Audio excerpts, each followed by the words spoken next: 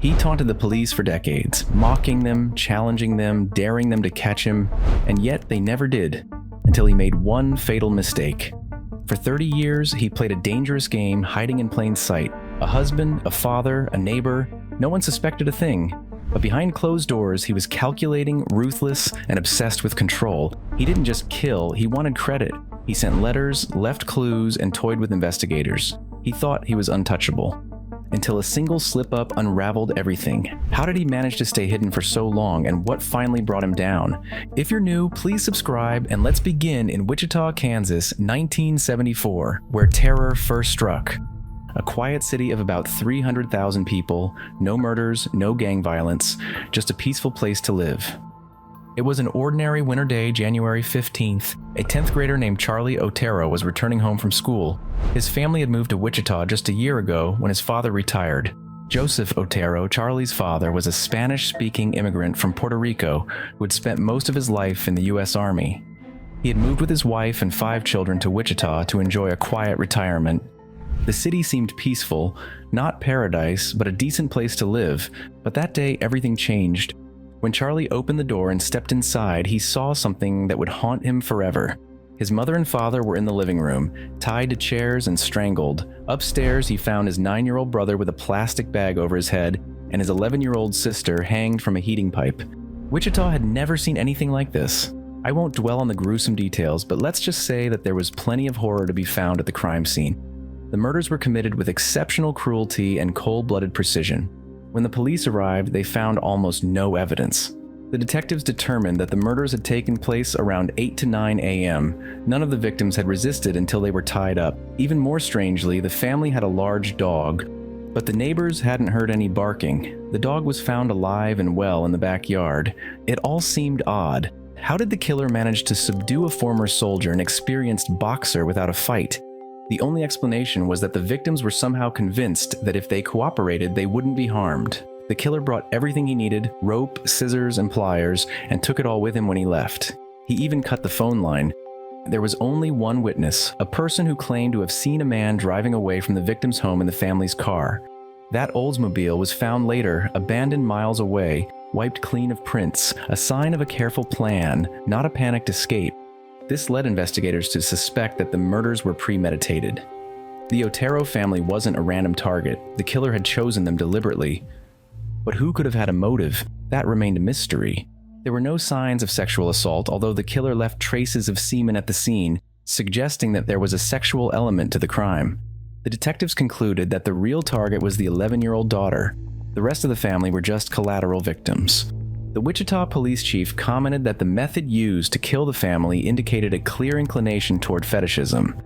At the time, no one knew that this was only the beginning of one of the most notorious criminal cases in American history. 2.5 months later, another murder occurred, but the police didn't connect it to the Otero case. The crime scenes seemed too different. In the first case, the killer was methodical and cold, leaving almost no evidence. In the second, he broke into the house, fought with the victims, fired a gun, and made a lot of noise. The police had a clear account of what happened because one of the victims survived. Catherine Bright and her brother Kevin returned home around 1 p.m. on April 4th, 1974. Inside, they found an intruder wearing a ski mask and holding a gun. He claimed he was an escaped convict and only wanted their car and money. If they cooperated, he promised to let them go. They believed him. He tied them up, but when he tried to strangle Kevin with a stocking, Kevin fought back fiercely. A violent struggle broke out. Kevin managed to free himself and fought for his life. But in the end, the intruder drew his gun and shot him. Then, fearing the noise would attract attention, the killer quickly tried to strangle Catherine. When that failed, he stabbed her several times and fled. Kevin survived and managed to call for help, but for Catherine, it was too late. She died in the hospital 5 hours later.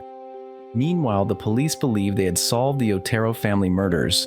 They had arrested 3 young men who even confessed to the crime, and the case was considered closed. But 9 months later, in October 1974, a call came into the Wichita Eagle newspaper. A man on the phone told the reporter to go to the city library and ask for a specific engineering book. Inside, he said, they would find something important. Instead of following the instructions, the reporter contacted the police. When detectives arrived at the library and opened the book, they found a letter, typed, precise, and deeply unsettling. The writer confessed to the Otero family murders in disturbing detail, providing information that had never been made public. He mocked the authorities for arresting the wrong men and dismissed the so-called confessions as the ramblings of attention seekers. At the bottom of the letter, he left his signature, a name that would soon become synonymous with terror. Every serial killer has a name. My code words will be bind them, torture them, kill them. Sincerely, BTK. This was just the first of many letters. The letter was sent for analysis, and investigators attempted to create a psychological profile of the killer. Despite numerous grammatical errors in the text, experts concluded that these mistakes were intentional. Moreover, they believed that the murderer had a good knowledge of literature and might have some connection to criminology. However, no serious suspects emerged, and the killer went silent for a time. 3 years passed with no new crimes. Just as people were beginning to forget, on March 17, 1977, officers were called to the home of 26-year-old Shirley Vian. The homeowner was found dead with a plastic bag over her head and a rope tightened around her neck. On the rope, police discovered 3 letters, BTK. This time there was an additional detail. Shirley had 3 children, but the killer left them unharmed, locked in the bathroom with toys to keep them quiet. Once again, police concluded that the murder had been meticulously planned, yet strangely, Shirley herself may have been a random victim. How is that possible? One of her children later told police that a man had approached him on the street, showed him a picture of a woman, someone else he'd meant to find, and asked if he knew who she was. The boy didn't recognize her and assumed the man was a private detective. When he said no, the man walked him home instead, shifting his plan to the house they reached. From there, Shirley's fate was sealed. Once again, the killer had brought his own murder tools, ready for someone, if not her. His shadow was growing darker, and he wasn't done yet. The next attack came 9 months later on December 8, 1977. An emergency call was made to 911. A male voice reported, "Go to this address. There you will find the body of Nancy Fox." This meant the killer had committed the crime, wiped away all evidence, and then called the police. When officers arrived at Fox's home, they found a broken window and a cut phone line. Her body was in the bedroom with nylon stockings twisted around her neck. The only thing missing from the home was the victim's driver's license. Detectives speculated that the murderer had taken it as a trophy. This time, the murder occurred at night instead of during the day, and Nancy Fox was found fully clothed. As usual, the phone line had been severed. The police traced the call to a public phone booth in the city center. Witnesses recalled a fair-haired man about 6 feet tall near the booth, but that was all they had. The police released the audio recording of the call in the news, hoping someone would recognize the voice. But the quality was so poor that no one could make an identification. This marked the first public admission by law enforcement that Wichita had a serial killer. Residents were advised to check for dial tones before leaving their homes. The city was gripped with fear. Single women locked their doors, families rushed to install home security systems. Then, 2 months later, in February 1978, another letter arrived at the newspaper. In it, the killer asked, "How many more do I have to kill before I get on the front page?" He also claimed that he was controlled by a demon and confessed to having murdered 7 people. This was when detectives finally connected the unsolved murder of Catherine Bright to BTK. But after that sinister letter, the killings paused. Then, in 1979, he attempted to murder 63-year-old Anna Williams. He failed. His would-be victim never even realized how close she had come to death. 2 months later, she received a letter in which the killer complained that he had waited outside her home for hours, but she never showed up. She later recalled that she had stayed late at a friend's house that night and only returned home in the morning. That decision had saved her life.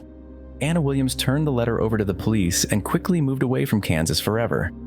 His game was far from over, though his pace was about to slow. Years passed and the killer's shadow lingered quietly. By 1984, 7 years had passed since Nancy Fox's murder, and the Wichita police had made little progress. With no new leads and no fresh crimes tied to BTK, the case was growing colder by the day. In response to growing pressure from the public, a special investigative unit was formed dubbed the Ghostbusters, a team of experienced detectives and forensic specialists assigned exclusively to track down the elusive killer. For the first time in Kansas history, authorities employed computer-based profiling and behavioral analysis to narrow down potential suspects. They analyzed thousands of documents, mapped patterns, and built a database of over 200 persons of interest. Yet, as promising as it seemed, one by one, each suspect was eliminated. The only certainty remained that BTK was a local resident. On April 27, 1985, the killer struck again. Maureen Hedge, a 53-year-old woman living just blocks from where BTK would later be traced, was found strangled. Her body had been moved to a ditch, a new twist in his pattern. The following year, on September 16, 1986, Vicky Vegerla, a 28-year-old mother, was bound and killed in her home while her toddler cried nearby. Her driver's license vanished, another trophy. His final known victim came on January 19, 1991. Dolores Davis, 62, strangled after he smashed her window with a cinder block, her body dumped under a bridge. After that, silence. The public started to wonder, had he died, moved away? Was he in prison for an unrelated crime, or had he simply lost the desire to kill? For over a decade, BTK vanished, leaving Wichita to heal, or so they thought. In January 2004, 15 years after his last known communication, BTK resurfaced. A Wichita newspaper, The Eagle, received an envelope containing chilling details of Vicky Vegerla's 1986 murder, a crime that had remained unsolved. Enclosed was a photocopy of her missing driver's license, a trophy the killer had kept for nearly 2 decades. This revelation stunned police. Up until that point, they hadn't linked the crime to BTK, but now there was no doubt. The killer was still alive and he was taunting them once again. From that moment, more letters, puzzles, and cryptic messages began appearing. He left notes in cereal boxes, sent riddles to the media, and even asked police if he could send them a floppy disk without being traced. Incredibly, the police played along, responding that it was safe. When BTK mailed in the disk, forensic analysts quickly retrieved the metadata, revealing that the document had been edited at Christ Lutheran Church in Wichita by a man named Dennis Rader. Upon further investigation, Rader turned out to be a married father of 2, a Boy Scout leader, and, ironically, the compliance officer for the local government. His job, enforcing neighborhood regulations and handing out fines for minor infractions. Born in 1945, he'd grown up unremarkable, married Paula Dietz in 1971, and worked at ADT installing alarms before his Park City role. To everyone, he was a quiet, balding man with glasses, a model citizen. On February 25, 2005, Dennis Rader was arrested. DNA from his daughter, obtained from a past medical visit, confirmed that he was, in fact, the BTK killer. His 30-year reign of terror had finally come to an end. At trial, Rader provided chillingly detailed confessions, describing his murders as projects and showing no remorse. He was sentenced to 10 consecutive life sentences. Today, he remains imprisoned at El Dorado Correctional Facility, where he will spend the rest of his days behind bars. What made Dennis Rader become BTK? His mind was twisted, cold, cruel, and craving control. As a boy, he tied up cats and dogs, testing his control and hiding it behind a shy face. In his teens, he strangled himself for thrills, a trick he'd use later. His mother once caught him with a twisted bird. He shrugged. Just playing, showing an empathy void that stood out early. He could charm people, at church, with scouts, but felt no guilt. Victims were just projects to him. He loved the chase, stalking for months to feel alive, binding them, scaring them. That's what fed him, not lust, but power. He kept their underwear, their licenses, like prizes. I felt like God, he said, drunk on control. His family life was a lie, a mask he wore. He lacked emotional connection, using relationships as cover. Peers recall a cold, manipulative child who idolized authority, shaping his later roles as compliance officer and killer. His narcissism peaked in letters, a need for notoriety echoing killers he admired. Was it nature or nurture? Psychopathy may have genetic roots, amplified by Rader's isolation. He often played alone, and unchecked fantasies. No trauma sparked it, unlike many killers. His middle-class life was normal, yet his mind wasn't. Stalking was mental stimulation, binding physical control, letters public validation, each action a step in a self-made monster, a case study in evil's quiet growth. Dennis Rader's story is a stark reminder evil can hide behind the mundane. A psychopath incapable of empathy, he wielded control through murder while posing as a husband, father, and neighbor. His discipline kept him hidden so well that even those closest remained blind. That's why BTK terrifies us. The most dangerous threats aren't the ones we see coming, but the ones we'd never suspect. What do you make of his mind? Share below. I read every comment. Thank you for watching. Don't forget to subscribe, and remember, true horror is in the things we fail to see.